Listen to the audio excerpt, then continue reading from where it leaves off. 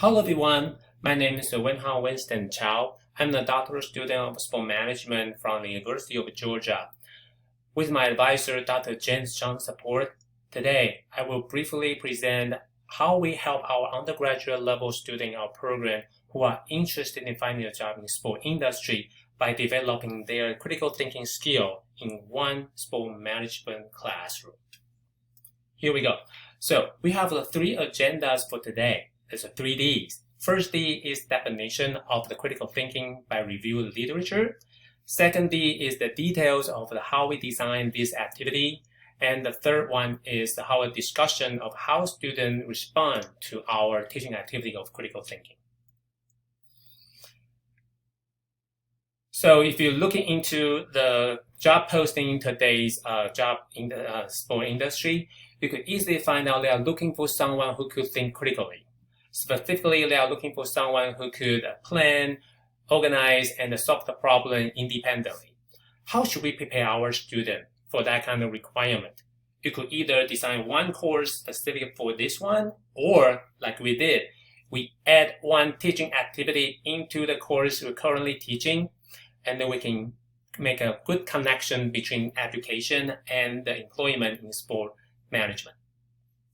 From the literature, we found out the definition of critical thinking, they have two focuses. The first one is the outcome. The second one is the process. We need to have that kind of the skill to have the outcome of the critical thinking, but we also need to enforce that kind of good attitude toward the thinking process for the students. How should we do that? In our literature, we found out we can use a cooperative learning method and also use the group discussion in the group assignment. That is a very effective way to enhance their attitude and the skill to critical thinking. Given that information, I designed this activity I call Career Goal Day. Students will divide it into 10 different groups based on their preference and interest for a future job. They will prepare the question I provided to them individually, and then they will do the presentation to their group members, and then we'll critique each other's response.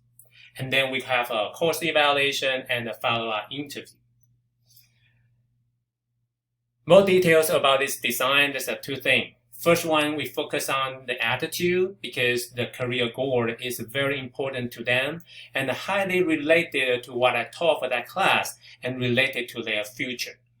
And specifically for the skill practice, they need to prepare the question like, what is a job you are looking for in details? Why are you looking for that kind of job? And what should you prepare for that kind of job? And so far, what have you done for you to get the job in the future? So is that enough? For that kind of question, they ask themselves and do the presentation, and then they can practice in the critical thinking process in their mind and in front of their colleagues. So for the discussion, and we noticed that the students have a good response based on the course evaluation because this course challenged them to think and learn. However, in our follow-up interview for the participants who are graduate from this program and they get a job currently in the spot job market, we found out the mixed result. From the positive side, they think they can recall the great detail of this teaching activity, and they think it's necessary for them to practice, and they have a good attitude toward the process of critical thinking. However, they do have some negative feedback. For example, after they get a job, they just realize, hey, having a critical thinking ability is not very, very useful or necessary for the entry-level job. So based on that kind of reflection, we noticed that this is very important for students to have the critical thinking. However, maybe we can teach them in different way and evaluate the result in different methods. Specifically, we can do the active design in focus on the job-oriented, give them the scenario for them to solve the problem and make the decision.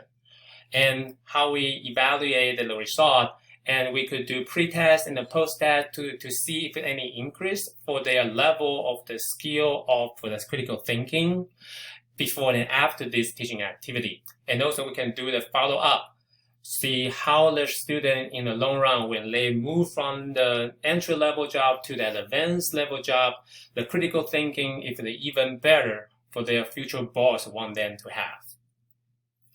So this is actually very, very beginning for me to explore the related topic of the teaching critical thinking in our classroom. So any feedback and suggestion will be very, very appreciated. You could either contact me with the email or leave the comment in this webpage. Thank you so much for your time today. Stay safe and healthy. Have a good one.